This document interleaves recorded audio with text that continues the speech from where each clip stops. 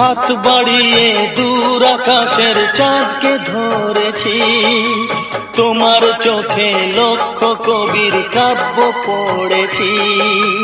কেন তোমায় ভুলতে পারি না, অদেখা বাঁধন খুলতে পারি না, জ্বলে পুড়ে মরেও এমন যে শান্তি পায়। ভালোই ছিলাম হায় কি পাবার আশা, ভালোই ছিলাম হায় কি পাবা